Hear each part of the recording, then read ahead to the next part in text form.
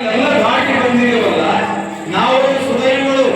ಇವತ್ತು ಅಂಗನಲ್ಲಿ ಒಳಗ ಗುರು ಕಾರ್ತಿಕೇಶ್ವರನ ಜಾತ್ರೆ ಒಳಗೆ ಪಾಲ್ಗೊಳ್ಳಿದ್ದೇವೆ ಅಂದ್ರೆ ಹಿಂದಿನ ಎಲ್ಲ ಏನೇನು ತಾಪತ್ರಗಳು ಪುರಾಣದಿಂದ ಆ ಸಂಘರ್ಷ ಎಷ್ಟೋ ಜನರನ್ನ ಕಳ್ಕೊಂಡಿದ್ದೇನೋ ಇವತ್ತು ನಾವೆಲ್ಲ ಬದುಕಿಬಿಟ್ಟಿದ್ದೇವಲ್ಲ.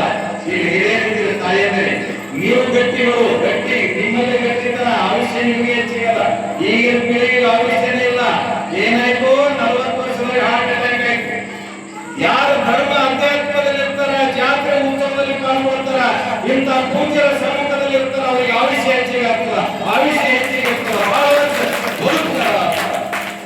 ಅಪ್ಪನ ಮಾತು ಕೇಳ್ತಾ ಅವರಿಗೆ ಮಾತಾಡಿದ್ರೆ ಪರಮ ಪೂಜ್ಯರ ತಂದೆಯವರು ಮೊನ್ನೆ ನಾವು ಕಳ್ಕೊಂಡಿದ್ದೇವೆ. ಪರಮ ಪೂಜ್ಯರ ತಂದೆಯವರನ್ನ ಕಳ್ಕೊಂಡಿದ್ದೇವೆ ಗೌರವಾರ್ಥದಲ್ಲಿ.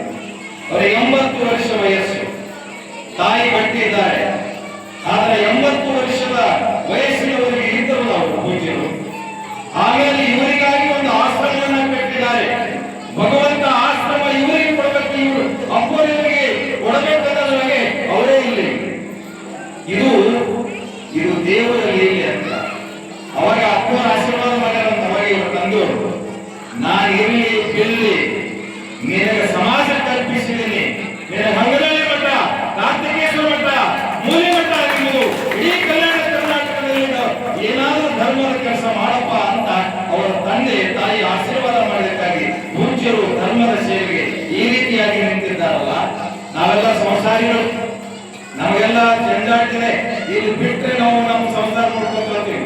ಪರಮ ಪೂಜ್ಯರು ಪ್ರತಿನಿತ್ಯ ತ್ರಿಕಾಲ ಪೂಜೆ ನಿಷ್ಠರವರು. ಮತ್ತೆ ಅವರು ಭಕ್ತರ ಸೇವೆ ಯಾರಾದರೂ ಮನೆಯೊಳಗೆ ಕಾರ್ಯಕ್ರಮ ಇದ್ದರೆ ಅವ್ರ ಕರದಲ್ಲಿ ಹೋಗ್ತಾರಲ್ಲ. ಸರಳ ಸಂಜೀವಿಕೆಯ ಸ್ವಾಮೀಜಿ ಯಾರಾದರೂ ಇದ್ರೆ ನಮ್ಮ ಗುರು ಕಾರ್ತಿಕೇಶ್ವರ, ಅಭಿನವ ಕಾರ್ತಿಕೇಶ್ವರ ಅಂತ ನಾನು ಅಭಿಮಾನದಿಂದ ಹೇಳ್ತೇನೆ. ಇವತ್ತು ಜಾತ್ರೆ ಯಾರ ಜಾತ್ರೆ, ಒಂದೊಂದು ಮಠದ ಒಂದೊಂದು ಜಾತ್ರೆ ನಡೀತು. ಅಥವಾ ಹಿಂದಿನ ಬಹಳ ವರ್ಷ 3 ವರ್ಷದ ಪೂಜೆ